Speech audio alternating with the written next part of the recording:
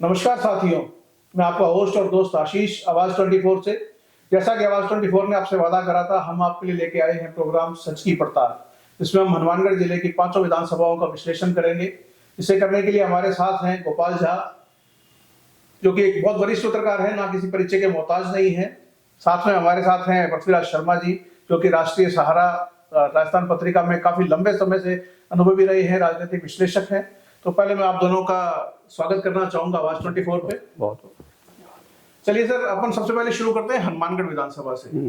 गोपाल जी, सबसे पहले और सबसे जो मेन मुद्दा है कि इस चुनाव का जो सबसे अहम मुद्दा है वो क्या रहने वाला है। हम किसी जो जनता है वो किसी नेशनल मुद्दे पे जाने वाली है, कोई राजस्थान के मुद्दे पे जाने वाली है, या कोई लोकल का मुद्दा हावी रहने वाला है। हनुमानगढ़ विधानसभा की बात करते हैं हम। देखिए, हनुमानगढ़ विधानसभा क्षेत्र में अगर जहाँ तक मुद्दों की बात है तो मुझे लगता है कि जो राष्ट्रीय स्तर के जो मुद्दे हैं वो गौण हैं, क्योंकि यहाँ के लोगों को भली भांति पता है कि हम किसके लिए वोट दे रहे हैं। उनको पता है कि हम दिल्ली के लिए वोट नहीं दे रहे हैं, हम राजस्थान विधानसभा का ये चुनाव है जहाँ पर हम अपना एमएलए चुनने वाले हैं। अब बात यह है कि जो लोकल इश्यूज हैं वो सबसे ज़्यादा यहाँ पर नज़र आ रहा है अभी। खास तौर पर अगर हम बात करें तो जो खेती किसानी की बात है, रोजगार की बात है, जो लोग सवाल कर रहे हैं। लेकिन इससे भी जो बड़ा इशू है यहाँ पर यह है कि जो व्यक्तिगत जो एक जुड़ाव होता है, खास तौर पे हमने देखा है कि पिछले कई साल से, कई दशक से दो परिवार पर केंद्रित है हनुमानगढ़ की राजनीति, चाहे वो लीलावाली परिवार हो, चाहे वो जोरकिया परिवार हो। हमने देखा कि भारतीय जनता पार्टी ने पहली बार जिसे लोग दूसरे जो पॉलिटिकल लोग हैं वो कहते हैं कि वंशवाद परिवारवाद की बात करते रहे, लेकिन पहली बार भारतीय जनता पार्टी ने हनुमानगढ़ में वही दांव खेला है जो पूर्व मंत्री डॉक्टर राम प्रताप के जो बेटे हैं अमित साहू, उनको टिकट दिया है। गोपाल जी, एक मिनट आपको मैं रोकना चाहूंगा यहाँ पे। मैं अभी इसी मुद्दे पे आ रहा था कि ये जो टिकट अमित जी को दिया गया है, ठीक है, वो डॉक्टर राम प्रताप के पुत्र हैं, डॉक्टर राम प्रताप के लिए टिकट मांगा जा रहा था। तो मैं आपसे ये पूछना चाह रहा हूँ, आप इसे किस परिप्रेक्ष्य में देखते हैं कि किसी सर्वे के अंदर, जैसे पार्टी कह रही थी हम सर्वे करवा रहे हैं, सर्वे के हिसाब से टिकट दिए जाएंगे, तो अमित जी का नाम किसी सर्वे में नहीं था, कहीं भी नहीं था, और एकदम से वो जो टिकट है वो अमित जी को मिल गया। तो इस बारे में आपकी राय? देखिए, बीजेपी के जहां तक राजनीति की बात है, जो मैं कहना चाह रहा था कि जो पहली बात तो वो पूरी कर दूं, तो पहले बात ये थी कि लोग इमेज देख रहे हैं पूरे पार्टियों में। जैसे चौधरी विनोद कुमार हैं, वो भी एक परिवार से ताल्लुक रखते हैं, बड़ा सियासी परिवार है उनका, और वही स्थिति है डॉक्टर राम प्रताप के बेटे अमित साहू हैं, जो भाजपा प्रत्याशी हैं। और हमें लगता है जो तीसरा विकल्प जो एक तैयार हो रहा है, जिसे गणेश राज बंसल के रूप में आप लोग देख रहे हैं अभी, कि वो इसी पर चोट कर रहे हैं। क्योंकि भाजपा में बहुत सारे लोग ऐसे थे जो वंशवाद परिवारवाद पर आक्षेप करके टिकट मांग रहे थे, चाहे वो संदीप सहारन हो, चाहे प्रेम साहू हो, चाहे वो जलंधरा जी हो, सुरेंद्र जलंधरा वगैरह, सब वंशवाद के खिलाफ थे। लेकिन पार्टी ने उसी पैटर्न को अपनाया है। अब दूसरी जो बात आप कर रहे हैं कि जो भारतीय जनता पार्टी ने जो अमित साहू पर दांव खेला है, देखिए इसके पीछे मुझे जहां तक लगता है कि जो पहले लिस्ट आई थी भारतीय जनता पार्टी की, वो बहुत ही, वो लगता था कि मोदी और अमित शाह की लिस्ट है, जिसमें उन्होंने अपना मनमानी तरीके से, पहली बार ऐसा हुआ कि एक लिस्ट में जब मेरे ख्याल से 41 नाम थे और उसमें 7 सांसद को टिकट दे रहे हैं वो। अब सोचिए कितना बड़ा वो एक तरह से गेम खेल रहे थे। उनको यूं लग रहा था कि मोदी और अमित शाह के नाम पे राजस्थान में जो हम कर सकते हैं कर लेंगे, लेकिन ऐसा हुआ नहीं। भाजपा में इतना बगावत, इतनी विस्फोटक स्थिति पैदा हो गई कि उन्हें लगा कि यार ये क्या हो गया, हमने तो कुछ और सोचा था, कुछ और हो गया यहाँ पे। तो जब फिर दूसरी लिस्ट आती है तो उसमें वो बैकफुट पे नजर आते हैं, कौन? अमित शाह और मोदी, यानी हाईकमान जो भारतीय जनता पार्टी का है। फिर जो तीसरी लिस्ट आती है उसमें भी उनको लगता है कि यार ये तो बिल्कुल धीरे धीरे वो बैकफुट पे आने लगे हैं पूरा। जो मोदी का जो एक चेहरा था, जो ओज था, वो हमें लगा कि वो बिल्कुल धूमिल होता जा रहा है। और लास्ट में वही हुआ जिसके खिलाफ वो बात करते थे, परिवारवाद। तो जब डॉक्टर राम प्रताप की बात आई, डॉक्टर राम प्रताप जी लगभग 20 दिन तक दिल्ली में रहे, सभी नेताओं से मिलते रहे, लेकिन लास्ट में उनका ये था कि नहीं साहब, उम्र के हिसाब से डॉक्टर राम प्रताप का सिर्फ एक उम्र जो है ना, वही उनके लिए बाधक बन गई, बाकी उनकी कोई दिक्कत नहीं थी। सर्वे में अच्छा नाम था। जो आपने कहा कि अमित साहू का जो नाम था सर्वे में नहीं था, बिल्कुल सच है, ये पार्टी को भी ये पता है। लेकिन लास्ट में ये हुआ कि उनको लगा कि चलो जी, डॉक्टर राम प्रताप को ये जिम्मेदारी दे दी जाए कि सब आपके बेटे की जो भी है वो आप ये सीट हमें वापस करेंगे, टिकट वापस करेंगे। तो इसी बात पे इनका कंप्रोमाइज हुआ है, हमें यही लग रहा है। पृथ्वीराज जी, मैं एक बार आपके पास आना चाहूंगा। इस मुद्दे पे अगर हम बात करें, जो अमित जी को टिकट दिया गया है, इस पे आप गोपाल जी से इत्तेफाक रखते हैं या आपके कुछ और विचार? नहीं, मेरी इसमें देखिए दूसरी राय है। हाँ जी। आपको 2 चीज माननी पड़ेगी। पहली बात तो आपको ये मानना पड़ेगा कि भाजपा ने किसी यूथ को आगे किया है। बिल्कुल। इस बात को आप सच्चाई को आपको मानना पड़ेगा कि भाजपा प्रभुराज ने जी, उसमें यूथ तो बहुत सारे टिकट मांग रहे थे, अगर हम बात करें सर्वे में भी नाम थे। देखिए कुछ सीटें हारने जीतने के लिए दी जाती है, तो ये मांस हो सकता है भाजपा हाईकमान ने जब देखा कि बगावत की स्थिति काबू से बाहर हो रही है, चीजें काबू में नहीं आ रही हैं, ठीक है। और अगर हमारा जो स्थापित कैंडिडेट है राम प्रताप, डॉक्टर राम प्रताप, उससे अगर दाएं बाएं होकर के हम टिकट देते हैं तो ज्यादा रिस्क हो जाए, इसलिए उन्होंने एक बीच का रास्ता निकाला। डॉक्टर राम प्रताप के लिए वो कहते हैं कि जी इनकी उम्र ज्यादा हो गई, ये है वो है, ठीक है, उन्होंने बीच का रास्ता निकाला कि हम उनके पुत्र को टिकट दे दी जाए। तो ऐसा करके पार्टी ने मान लीजिए कि यूथ को टिकट देने का अपना जो एक फॉर्मूला है वो पूरा कर लिया।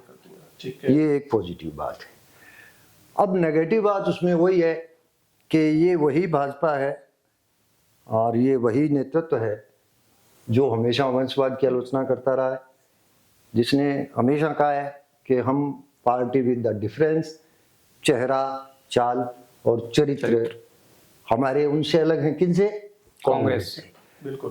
तो मुझे नहीं लगता कि इस पैरामीटर पे वो खरे उतरे हैं, यहाँ आके फेल हुए और उधर वो कामयाब है। चलिए, अब इसको इस पॉइंट पे हम एक छोटा सा आपसे एक वन लाइनर लेंगे। आपको क्या लगता है, हालांकि डॉक्टर राम प्रताप पूरी तरह से हम देख रहे हैं कि फील्ड के अंदर पूरी तरह से झोंक दिया है उन्होंने अपने आप को पिछले 2-4 दिन से, लेकिन आपको क्या लगता है डॉक्टर राम प्रताप और अमित, दोनों को, अगर डॉक्टर राम प्रताप को टिकट मिलती है, अमित को टिकट मिली, जिनके लिए राम प्रताप जी पूरी तरह से अपने आप को झोंके हुए हैं, क्या फर्क मानते हैं आप? देखिए बहुत बड़ा फर्क है, और एक जो फर्क वो बुनियादी तौर पे नजर आ रहा है कि जो लोगों को जब टिकट मिलता है अमित शाह को, तो एक भाजपा वर्करों में एक जो टिप्पणी आई थी उसमें ये थी कि जिस अमित शाह की वजह से डॉक्टर साहब हार गए थे चुनाव, पार्टी ने उसी अमित शाह को टिकट दिया है। पहली प्रतिक्रिया उनकी ये थी। लेकिन हमें लगता है जो, देखिए इसके फर्क की दूसरी बात है कि जो डॉक्टर राम प्रताप जी हैं सर्वे में सबसे आगे चल रहे थे, और हम भी ये मान के चल रहे थे कि डॉक्टर राम प्रताप जी का ये चुनाव होगा और बहुत ही बेहतर चुनाव होगा, उनको कोई हरा नहीं सकता है, क्योंकि जो पैटर्न चल रहा है ना, ट्रेंड चल रहा है हनुमानगढ़ में, वही था कि मौजूदा स्थिति जो थी कांग्रेस और बीजेपी, हवा यही थी, यही थी। लेकिन अमित शाह के टिकट मिलने से थोड़ी सी हवा थम गई है ना, उसका जो फर्क जो है अमित शाह को या भाजपा को। लेकिन जो दूसरी बात आ रही है सामने कि जो डॉक्टर राम प्रताप है, उनका अपना एक जलवा है, उनकी अपनी एक पैठ है, उनकी एक पहचान है, और हमें लगता है कि बुजुर्ग नेता, जिस नेता को सिर्फ उम्र की वजह से टिकट काट दिया जाता है, उस नेता के मन में कहीं ना कहीं कोई जख्म तो है, कोई मलाल भी होगा कि यार उम्र भी कोई चीज होती है, भी उम्र का ही आज सबसे बड़ा बाधक है। और डॉक्टर राम प्रताप में आज के टाइम में देखें तो कोई नेगेटिविटी नहीं है, पब्लिक भी खुश है, सब कुछ है। तो मुझे लगता है वो जो उनकी इमेज है, वो बेटे के लिए वो बहा रहे हैं, पूरा व्यक्तिगत संपर्क कर, उनको पता है कि कौन हवा बना सकता है, कौन हवा बिगाड़ सकता है, ऐसे लोगों से वो डायरेक्ट बात कर रहे हैं, कनेक्टिविटी उनकी चल रही है। तो मुझे लगता है उसका फायदा कहीं ना कहीं अमित शाह को मिलेगा। नहीं, भाजपा को भी पता है कि डॉक्टर राम प्रताप की क्रेडिबिलिटी पे जो वोट ट्रांसफर होने वाला था, डॉक्टर राम प्रताप के नाम पे जो वोट बीजेपी को ट्रांसफर होने वाला था, उसमें अमित शाह का नाम आने के बाद में कटौती। बिल्कुल बिल्कुल। अब ये है कि पार्टी इस कटौती को, इस मार्जिन को कैसे पूरा करती है, बिल्कुल, ये भी उनके लिए उनके पास अभी 8-10 दिन का समय है। बिल्कुल। लेकिन ये उनकी एक अलग से एक एक्सरसाइज है, उस पर उनको अलग से अपनी रणनीति बनानी पड़ रही है। वो बहुत एनर्जी लगानी माने जाते हैं डॉक्टर राम प्रताप। हाँ, वो माहिर माने जाते हैं। बिल्कुल। तो वो देखिए इसको कैसे करते हैं। अब अपन आते हैं, देखिए ये तो होगी बीजेपी की और बीजेपी उम्मीदवार की बात। अब हम चलते हैं जो हमारे पूर्व विधायक रहे हैं विनोद चौधरी जी कांग्रेस के, जिसपे एक बार फिर से कांग्रेस ने दाव खेला, तो उनके बारे में आपको क्या लगता है? वो काफी लेजी या वैसे दिख रहे हैं, अभी तक वो मोमेंट नहीं पकड़ा उन्होंने। बिल्कुल सही कह रहे हैं आप कि चौधरी विनोद कुमार का ये 7वां चुनाव है, 7वीं बार पार्टी ने उन्हें भरोसा किया है, 4 बार वो जीत चुके हैं। अब सवाल ये है कि जो इस बार जो उनका जो परफॉर्मेंस है, जो अभी शुरुआती दौर में काफी पिछड़े हुए लग रहे हैं, इसमें कहीं दो राय नहीं है। अब ये बात है कि, और उसका बड़ा कारण यह है कि उनकी जो टीम है जिस पे वो भरोसा करते रहे थे, वो टीम पूरी तरह से दूसरी तरफ शिफ्ट हो गई है। जब टीम ही नहीं है आपके पास, जब दूसरे जो लोग कुछ तो आधे से ज्यादा तो शिफ्ट हो गए, और जो बचे हुए हैं वो घर बैठे हुए हैं, उनको उनके पास ये जा भी रहे हैं लेकिन उनको तवज्जो नहीं दी जा रही है, कहीं ना कहीं नाराजगी है व्यक्तिगत। और दूसरी बात ये देखिए, कांग्रेस में क्या है, कांग्रेस और भाजपा की जब हम लोग बात करते हैं तो भाजपा का प्लस पॉइंट क्या है कि उसके पास बहुत ही आक्रोशित आक्रामक कार्यकर्ता है, वर्कर है। लेकिन कांग्रेस में इतनी सुस्ती है कि कांग्रेस में हम लोग कई बार बात कहते हैं कि वहां पर कार्यकर्ता अब रहा ही नहीं, वहां तो सिर्फ नेता है। भले उसके पास 10 वोट नहीं है, लेकिन वो अगला कुर्ता पैजामा पहन को सोचता है कि मैं तो नेता हूं कांग्रेस का, है ना। तो जब बुनियादी तौर पे वर्कर ही देखिए चुनाव जिताता है, वर्कर ही चुनाव हराता है, और वो चुनाव में जो कार्यकर्ता है वो जब विनोद कुमार जी के साथ आज नहीं है तो कहीं न कहीं उसका नुकसान तो उनको उठाना ही पड़ेगा। बिल्कुल, मेरा भी ये मानना था कि जैसे भाजपा और कांग्रेस की अगर बात करें तो दो चीजें जो है वो सबसे बड़ा डिफरेंस पैदा करती है। पहला संगठन, जो कि कांग्रेस के पास भाजपा का मुकाबले बिल्कुल भी नहीं है, और दूसरा जो यूथ वोटर, जो नया वोटर है, क्योंकि वो यूथ जो है वो मोबाइल पे ज्यादा चलता है, और मोबाइल पे अगर सोशल मीडिया की बात करें तो वहां बीजेपी काफी ज्यादा हावी है। तो आपसे और पूछना चाहेंगे सर, कांग्रेस विनोद जी के बारे में आप क्या सोचते हैं, इस चुनाव को वो कैसे ले रहे हैं या उन्हें कैसे लेना चाहिए? नहीं, वो कैसे ले रहे हैं, कैसे नहीं लेना चाहिए, उस बात पे नहीं जाके आप वर्किंग स्टाइल देखें। वर्किंग स्टाइल ये है कि आपने अभी जैसे आलस्य की बात की, तो बात घूम फिर के वहीं आती है कि कांग्रेस के साथ सबसे बड़ी दिक्कत सिर्फ हनुमानगढ़ में नहीं समझ रहा मैं, हाँ पूरे देश में पूरे मैं समझ रहा हूँ कि अपने पूरे बीकानेर डिवीजन में, पूरे स्टेट की, शायद पूरे स्टेट की ये स्थिति है कि कांग्रेस के पास लीडर बहुत अच्छे हैं, लेकिन जमीनी वर्कर जो है वो गायब है। कभी कांग्रेस के पास सेवादल नाम का एक संगठन होता था जो उसके लिए वर्कर खड़े करता था, वर्कर तैयार करता था, मर मिटने वाले लोग, जो आज उस सेवादल का कहीं पता ही नहीं। और जो ऐसे वर्कर थे वो वर्कर या तो इधर उधर शिफ्ट हो गए, अपनी विधानसभा में देखें तो शिफ्ट हो गए, और जो बचे वो निष्क्रिय होकर के बैठ गए। सबसे बड़ा संकट कांग्रेस के साथ, विनोद जी के साथ यही है कि आज उनके पास डेडिकेटेड वर्कर, दिन रात मरने खपने वाला भूखा पास रह करके जो वर्कर है, उनका हमें नहीं है, हम नहीं कह सकते, लेकिन बड़ा अभाव दिखता है, बड़ा अकाल है ना। तो अब वो स्थिति जो है वो आपको नुकसानदेह है, मान के चलना पड़ेगा। अब इस नुकसान का फायदा किधर जाता है? पहले अब अपन उस मुद्दे पे आते हैं। पृथ्वी जी, पहले आपसे पूछता हूँ कि जैसे अभी तक हम देखते आ रहे हैं पिछले 30 साल से भाजपा कांग्रेस, इस बार समीकरण कुछ ऐसे दिखाई दे रहे हैं कि यहाँ तीसरे विकल्प की तरफ लोग ज्यादा जा रहे हैं या दिखाई दे रहे हैं हमें जाते हुए।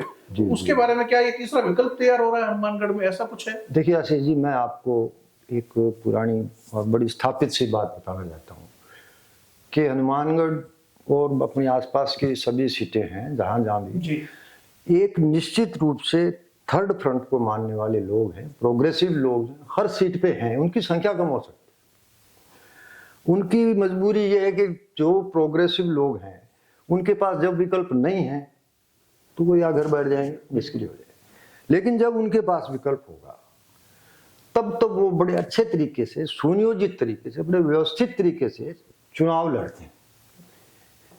ये 77 में हम देख चुके। उसके बाद हम जब जसपाल सिंह की धर्मपत्नी सुरेंद्र कौर जी चेयरमैन का चुनाव लड़ती हैं, जीतती हैं, हमने देखा है। बिल्कुल उसी तरह से ये आज एक थर्ड फ्रंट के जो लोग हैं, जो तीसरे मोर्चे को मानने वाले लोग हैं, वो अपने तरीके से लगे हुए। और रही बात ये कि अब कुछ हमारे जो निर्दलीय प्रत्याशी हैं, चेयरमैन साहब हैं गणेश बंसल जी, उनका अपना व्यक्तिगत प्रभाव है। तो ये मिलजुला करके आप जो देख रहे हैं माहौल, ये वो है। तो जो प्रोग्रेसिव लोग हैं वो भी उनको अपने तरीके से, खुल के भले नहीं कर रहे हो, अपने तरीके से कर रहे हैं जितना उनको कर सकते हैं। क्योंकि प्रोग्रेसिव लोग, चिंतनशील लोग, प्रगतिशील लोग, इन दोनों धाराओं से थोड़ा अलग से अपना रास्ता निकालना चाहते हैं। जब जब मौका मिला उन्होंने निकाला। तो ये है थर्ड फ्रंट का, यही है। अपने आप देखिए कि पिछले चुनाव में भादरा में भी रिजल्ट नहीं निकला है, और ये सारी स्थितियां हैं। अब ये रिजल्ट तक पहुंचती हैं कि नहीं पहुंचती हैं, अभी अब 10 दिन का समय है, क्या स्थितियां बनती हैं क्या नहीं बनती हैं। लेकिन आपको आज के दिन ये मानना पड़ेगा कि हनुमानगढ़ का चुनाव दो पक्षीय नहीं है, तिकोना है। 3 पक्षीय है, तिकोना चुनाव। आज के दिन हमें ये मानना है। गोपाल जी, एक चीज मैं आपसे पूछना चाहूंगा, जैसे अभी पृथ्वीराज जी ने बताया तो बिल्कुल सही बात थी कि हम देखते आ रहे हैं जसपाल जी यहाँ से खड़े होते थे, 30-35 हजार वोट वो ले जाते थे, तो वो 30-35 हजार वोट वो एक थर्ड फ्रंट के लिए होते थे कि भी हमें इन दोनों को नहीं देना है, हमें एक तीसरे विकल्प को देना है। तो वो एक वोट बैंक, अच्छा हम पिछली बार की बात करें जसपाल जी नहीं खड़े हुए थे, लेकिन अगर 2013 की बात करें जैसे, तो सुमन चावला मैडम खड़े हुए, 13,000 उनको चले गए, कुछ और बलराज जी हुए, जैसे अलग अलग बढ़ते चले गए। तो वो 30-35-40 हजार वोट जो है वो जाता है कहीं ना कहीं। तो वो एक तीसरा विकल्प, जैसे हमारे गणेश राज बंसल जो सभापति हैं उनके रूप में अब बाजार के अंदर हमारे पास मौजूद है, तो अगर हम बात करें तो वो जो है प्लस जो उन्होंने काम करवाया है शहर के अंदर, देखिए लोग कुछ भी कहते रहे, काम हुआ है, इसमें कोई दो राय नहीं है, तो वो बात है। तो बाकी जो उनकी जो शैली है वो भी कुछ आकर्षित करने वाली है, कुछ लोग काफी आकर्षित हो रहे हैं, जैसे गांव के लोग जब शहर आ रहे हैं तो उन्हें काफी बदलाव दिख रहा है, तो वो काफी इंप्रेस हो रहे हैं। तो उन गणेश राज जी बंसल जी के लिए, क्योंकि अभी बाजार के अंदर आप देखें तो पिछले 4-5 दिन से जो नाम चल रहा है वो गणेश राज जी बंसल, मेरी आवाज गणेश राज, यही चल रहा है। तो इस पर थोड़ा सा प्रकाश डालें आप। तो देखिए, जैसे अभी आपने खुद ही कहा कि जो हनुमानगढ़ की जो राजनीति, जैसे भाई साहब पृथ्वीराज जी ने एक बात कही कि अगर उसको मैं दूसरे हिसाब से कहना चाहता हूँ कि बात वही है कि देखिए, लोकतंत्र जो है ना विचारधारा के आधार पर है। जब हम मतदान करते हैं तो हमारे दिमाग में एक पार्टी होती है, एक विचारधारा होती है, लेकिन समय के साथ विचारधारा जो है, जब नेताओं के पास विचार नहीं रहे तो कार्यकर्ताओं ने अपने धारा जो बदल ली पूरी तरह से। उसको मैं उस हिसाब से कहता हूं कि जब आज आप निर्दलीय चुनाव लड़ते हैं या बीजेपी कांग्रेस में होते हैं और चुनाव के बाद आप मंत्री बनने के लिए अपना पार्टी बदल लेते हैं, यानी उस जनता के साथ धोखा करते हैं और जनता फिर भी आपको स्वीकार कर लेती है, तो ये बड़ी अजीब लोकतंत्र है हमारे देश का, है ना। तो मैं ये कहना चाहूंगा कि हनुमानगढ़ भी कोई अलग नहीं है उससे। हमारे यहाँ भी हमने देखा है कि 1951 से लेकर अब तक जब हम पूरा इतिहास देखते हैं लोकतंत्र का, तो पहला चुनाव हो या अब तक का चुनाव हो, सोपत सिंह जी, तो सोपत सिंह मक्कासर जो कॉमरेड के नाम से विख्यात हैं यहाँ पर, और सबसे बड़े जननेता के तौर पर उनको हम मानते हैं, एकमात्र जननेता जिसको अगर कहा जाए पूरे लोकतंत्र में हनुमानगढ़ की राजनीति में, तो वो श्रेय सिर्फ और नाम जो जाता है कॉमरेड सोपत सिंह को। सोपत सिंह जी 4 बार यहाँ पर एमएलए बनते हैं, कहने एक बार निर्दलीय बनते हैं और उसके बाद वो माकपा के टिकट पे लड़ते हैं और जीतते हैं वो। लेकिन जब सोपत सिंह जी का जो राजनीतिक अवसान होता है, एक तरह से उनका जो पूरा जो उसका कहिए आप पूरा, तो उसके बाद उस जगह को किसने लिया? जसपाल सिंह ने। जसपाल सिंह जीतते नहीं है कभी, लेकिन वही अधिकतम कभी 32,000 वोट ले आते हैं, 36,000 जो भी 33,000 तक। लेकिन बाद में उनका भी जो है ना, पिछले चुनाव में हमने देखा क्या होता है, मोदी लहर थी और उस हिसाब से सारा अस्त व्यस्त हुआ चुनाव। अब जो स्थिति है कि वो जो आप 30-32 हजार वोट है वो कहाँ है? थर्ड फ्रंट का है। वो कहता ना तो मैं कांग्रेसी हूँ ना भाई भाजपाई हूँ।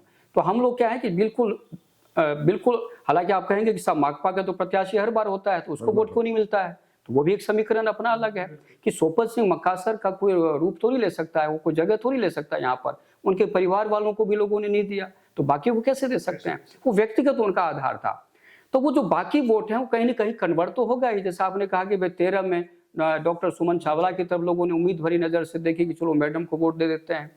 फिर 18 में वो चुनाव नहीं लड़ती हैं, फिर मतलब सीधा मुकाबला होता है 2 उम्मीदवार का, तो कोई ऑप्शन ही नहीं बचा।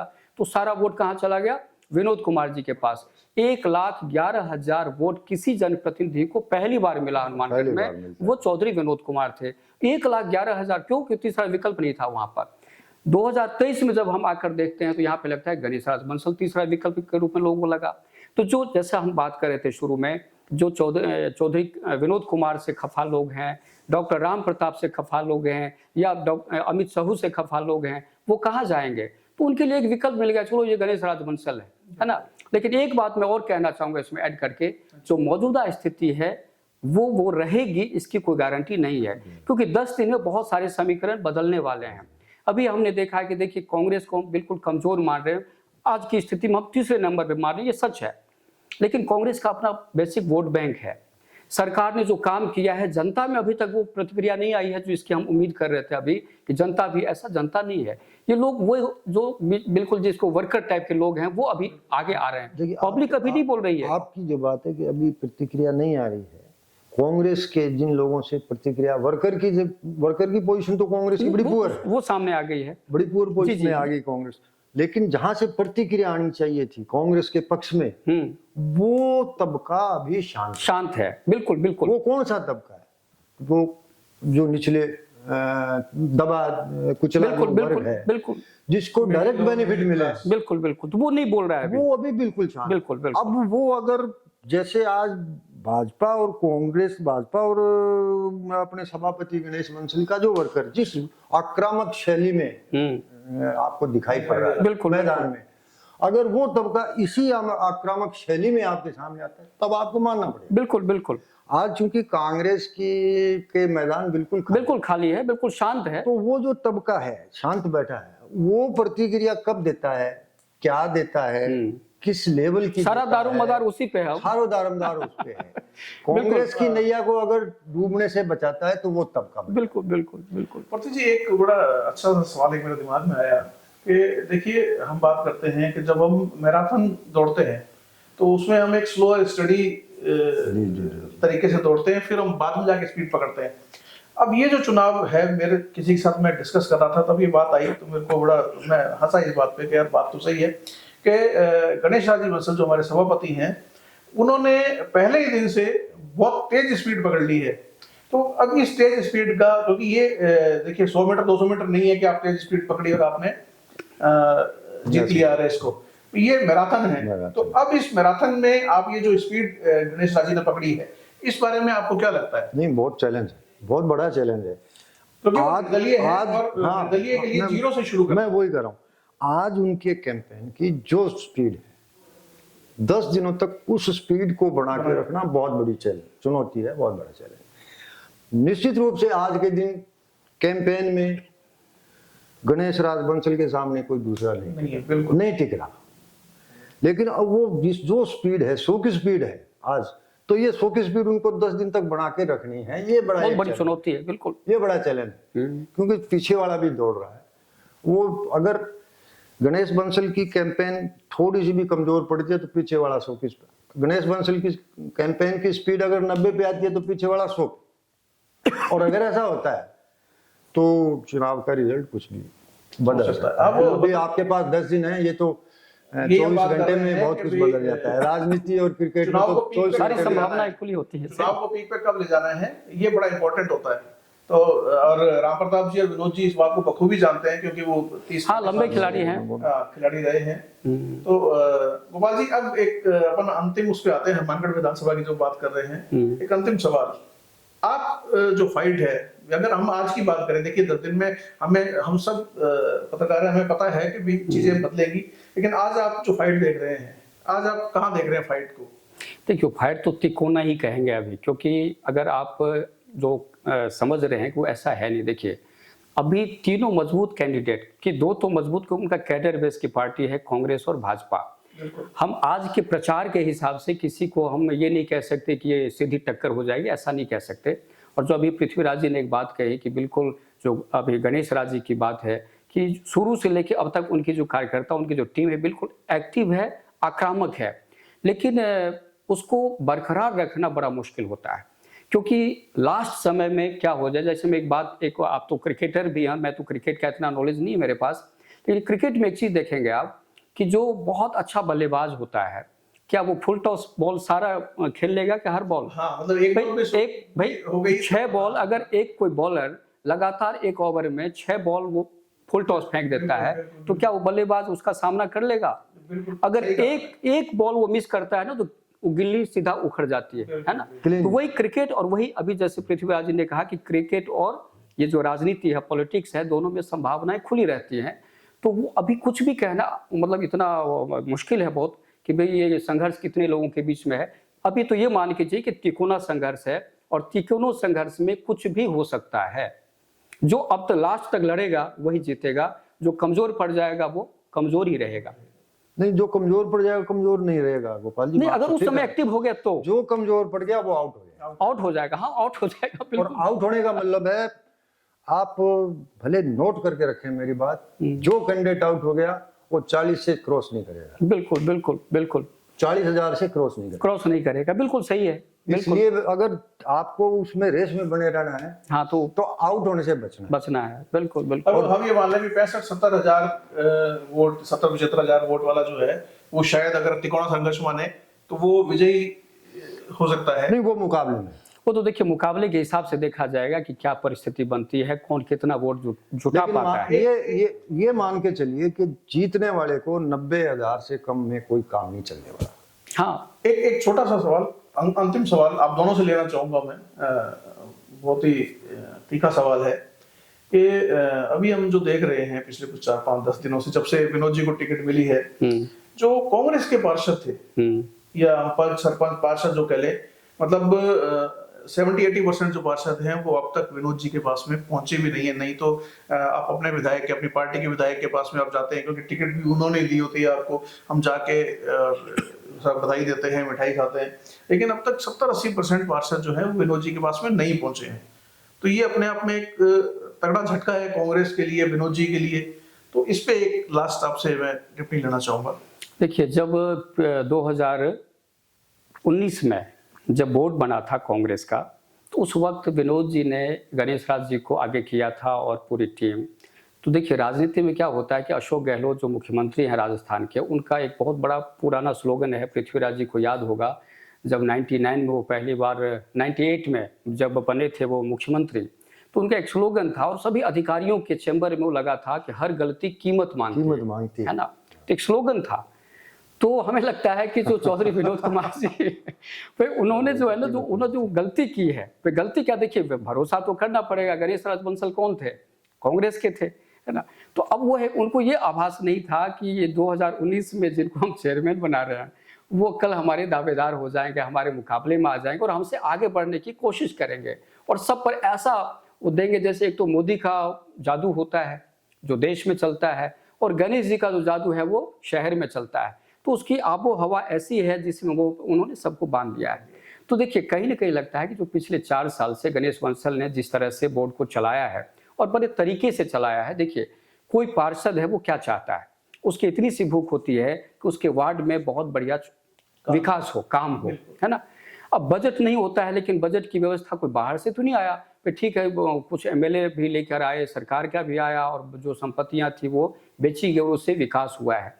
लेकिन वो विकास सिर्फ 1 नंबर वार्ड में नहीं हुआ, किसी एक वार्ड में नहीं, पूरे 60 वार्ड में काम हुए हैं, बीजेपी के वार्ड्स में भी तो वही है। तो उन्होंने तो गणेश राज बंसल ने तो अपना जो दूरदर्शी सोच उस हिसाब से उन्होंने सबका काम किया, वे कहते हैं ना सबका साथ सबका विकास, तो उन्होंने जब साबित कर दिया तो हमें लगता है कि उसका असर अब दिख रहा है।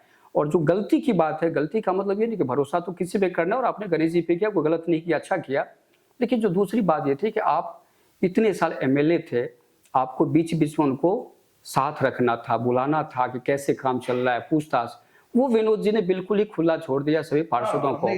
और उनको संभालने के लिए सिर्फ गणेश जी थे, तो उन्होंने उनको अपना नेता मान लिया, अगर वो बीच से उनको विनोद कुमार जी को आउट कर दिया। तो वही बात, हर गलती कीमत मांगती है, चाहे कोई भी हो।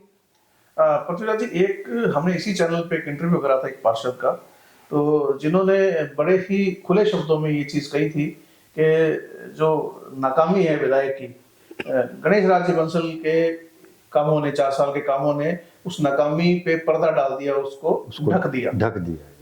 तो मतलब इस पे आप कुछ कहना चाहेंगे? नहीं, देखिए आपको मानना पड़ेगा, हमारे जो एमएलए हैं उनका वर्किंग स्टाइल अलग है, काम करने का तरीका थोड़ा अलग है, और हमारे जो सभापति हैं, चेयरमैन है, उनका काम करने का तरीका अलग है।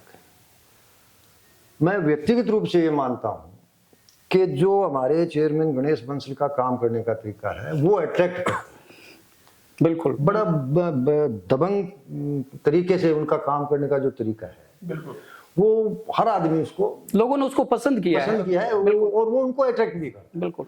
और ये जो आप बता रहे हैं कि पार्षद जो है वो भाषा बोलने लगे हैं, पार्षद ये कह रहे हैं, वो ये सारा उसी का नतीजा है कि वो गणेश बंसल की जो वर्किंग स्टाइल है, कार्यशैली है, उनका काम करने का दबंग तरीका है, उससे ये सारी चीजें बनी, उससे प्रभावित हुए। और दूसरी बात मेरे दिमाग में जहां तक आता है कि गणेश बंसल ने काम के विकास के मामले में किसी भी वार्ड से मुझे नहीं लगता कहीं कोई भेदभाव किया। बिल्कुल नहीं, आप ठीक कह रहे हैं। वो चीज भी आपको काम करनी पड़ेगी। और ये जो पार्षद गणेश बंसल की भाषा बोल रहे हैं या गणेश बंसल के कैंप में आपको दिखाई दे रहे हैं, मुझे लगता है ये उसी का उसी का है। नतीजा है। तो यूं समझ लीजिए कि देखिए गणेश बंसल का क्या है कि मैं एक बात उसकी कहूं, कार्यशैली जो है ना, शहर गणेश की जो बंसल सरकार है, जो नगर परिषद नगर पालिका में काम करने का पुराना तजुर्बा है उनके पास, उनके धर्मपत्नी भी चेयरमैन थे तो वो खुद चलाते थे सब कुछ, तो उनको क्या है कि शहर के लोगों के मिजाज का पता है, पार्षद क्या चाहते हैं उनको सब कुछ पता है, जनता क्या तो जो- चाहती है, हाँ, जनता क्या चाहती है, पार्षद क्या चाहते हैं। तो आप देख रहे थे सच की पड़ताल। इस तरह से हम बाकी विधानसभाओं का विश्लेषण करते रहेंगे। सबसे पहले मैं धन्यवाद करना चाहूंगा गोपाल जी का, आपने इतना बहुमूल्य समय हमें दिया, उसके लिए आपका बहुत बहुत धन्यवाद।